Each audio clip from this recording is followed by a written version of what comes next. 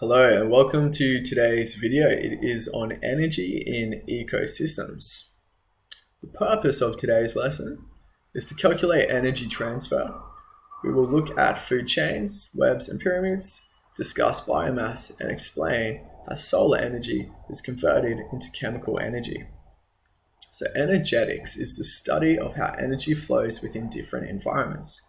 Where does that energy come from in the first place?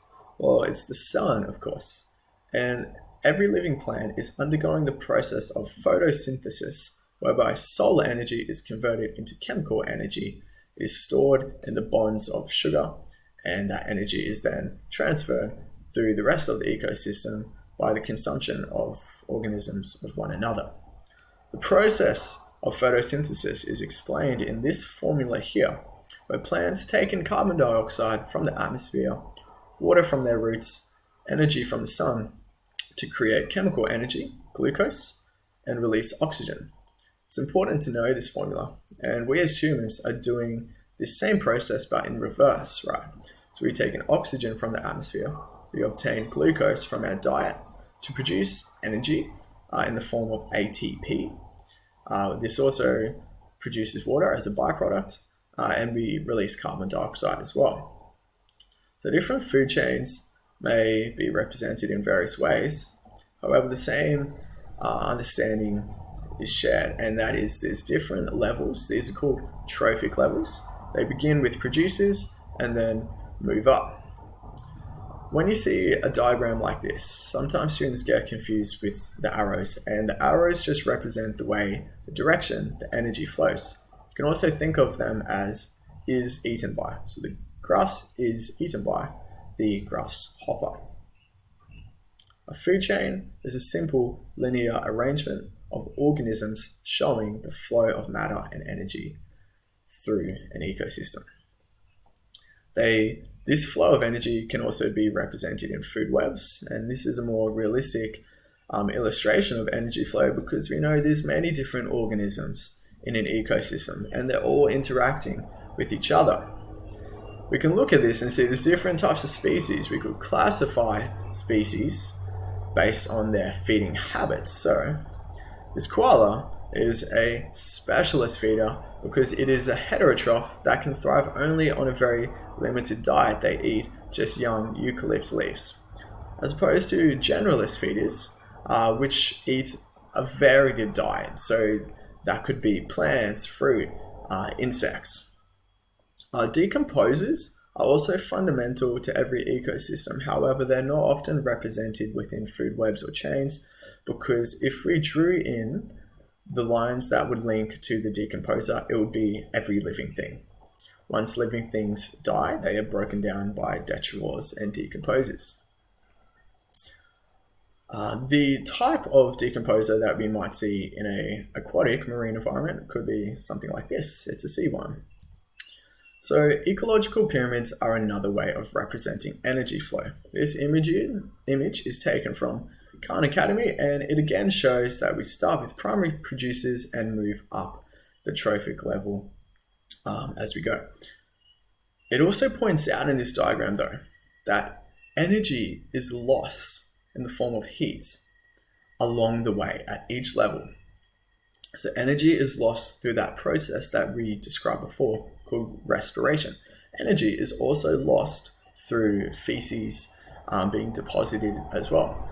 Also, decomposers can receive that energy. If these organisms were to die, they would then be broken down here.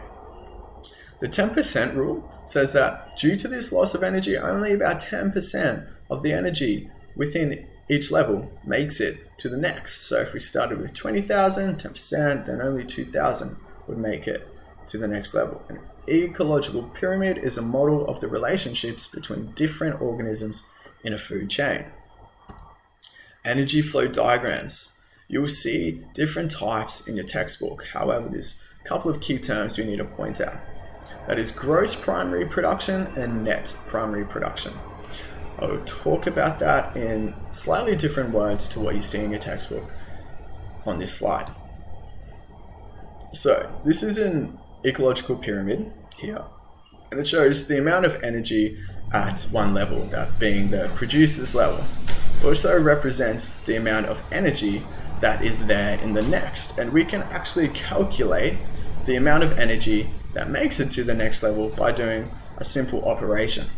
And that is the energy transferred to the next level, so this one, divided by the energy received during the transfer, this one, times by 100. So the amount of energy that makes from here to here would be 16%. If we did that again, this figure divided by this figure, we would see it's 11%, and then lastly, 5%. So this goes back to the 10% rule. It's about 5 to 20% that will make it through to the next level, depending on the efficiency of that particular ecosystem. There's other ways that we can represent the amount of energy in an ecosystem, and this is a biomass pyramid. And biomass just refers to the amount of biological material at each level. So plants, producers generally have this, there's a lot of them, right? But as you go up each level, well, energy is lost along the way, so there's less numbers, less biomass available. This is the diagram that we will talk on more and be required to know, as in form, not necessarily figures or anything like that. So back to these terms, gross and net primary production. So gross refers to the total amount of energy that goes to the next level.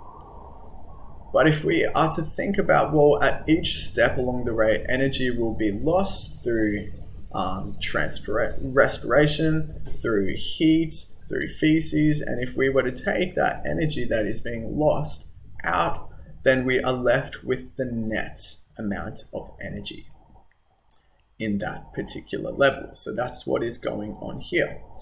Again, we have the sun as the primary source, we have producers, and then we have different levels of consumers, and finally decomposers. So let's talk about some questions that we may see. This figure shows an energy pyramid for a hypothetical ecosystem. The trophic level transfer efficiency of primary producers to herbivores in this situation would be, choose your percentage. So primary producers to herbivores, that would be the next trophic level. Use that formula to calculate that percentage. This figure shows a freshwater lake ecosystem, again calculating percentage of energy transfer to the herbivores. Pause the video and we will go through the answers for these in class.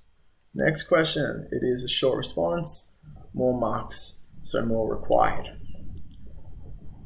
What type of energy transfer is represented by letters A and F? We've spoken about what the letter A represents here, as well as how energy is lost, as represented by F. So again, pause the video and we'll go through these in class.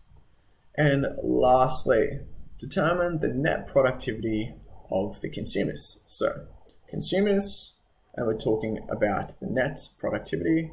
So I'll share this with you.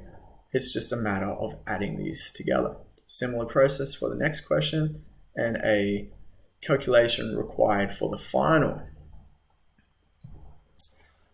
So I hope that you guys are ready for your data test.